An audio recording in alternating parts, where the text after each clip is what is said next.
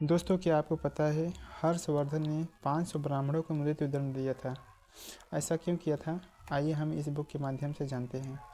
दोस्तों, इस बुक का नाम है भारत का प्राचीन इतिहास और इसके लेखक है रामशरण शर्मा।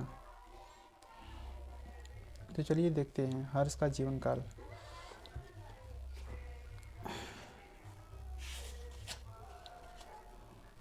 दोस्तों, ये पृष्ठ है 246 पे है और चैप्टर है 27, हर्ष एवं उनका काल। इसमें जो मुख्य बात है कि उसने 500 ब्राह्मणों को मृत्यु दंड दिया था, उसका क्या रीज़न था, आइए हम बताते हैं इस बुक के माध्यम से। इसमें लिखा गया है, दिख नहीं रहा हिसाब से, यह दिखाता हूँ। हाँ, दिख रहा है। हर्ष ने सहिष्णु धार्मिक नीति का पालन किया।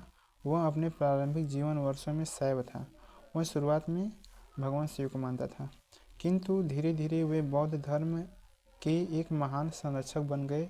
एक निष्ठावान बौद्ध के रूप में उन्होंने महायान के सिद्धांतों को व्यापक रूप से प्रचारित करने के लिए कन्नौज में एक भव्य सभा का आयोजन किया।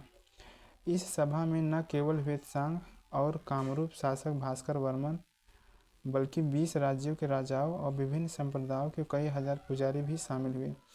1000 व्यक्तियों को समाहित करने योग्य 2 झोपड़ी नुमा सभा का निर्माण किया गया। हालांकि सबसे महत्वपूर्ण निर्माण एक विशाल टावर था, जिसके बीच में बुद्ध की एक स्वर्ण मूर्ति थी, जो राजा जैसा ही लंबा था। हर्ष ने मूर्ति की पूजा की और सार्वजनिक रात्रि भोज कराया। वेदसांग ने सभा में चर्चा शुरू की और महायान बौद्ध धर्म के गुणों को बताया और श्रोताओं से अपने तर्क को खंडन करने की चुनौती दी। हालांकि 5 दिनों तक कोई भी आगे नहीं आया। फिर उनके धार्मिक प्रतिद्वंदियों ने उनकी हत्या की साजिश रची।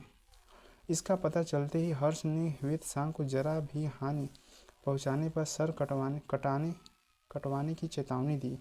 अचानक महान टावर में आग लग गई और हर्ष की हत्या का प्रयास किया गया। हर्ष ने तब 500 ब्राह्मणों को गिरफ्तार कर लिया। उन्होंने उनमें से अधिकतर को निर्वासित यानी कि अपने देश से निकाल दिया और कुछ को मृत्यु दंड भी दिया, मृत्यु की सज़ा भी दी। तो यह है रीज़न 500 ब्राह्मणों को मृत्यु दंड देने का। ऐसे ही इंटरेस्टिंग चीज़ों को जानने के लिए, फैक्ट को जानने के लिए हमारे चैनल को सब्सक्राइब करें।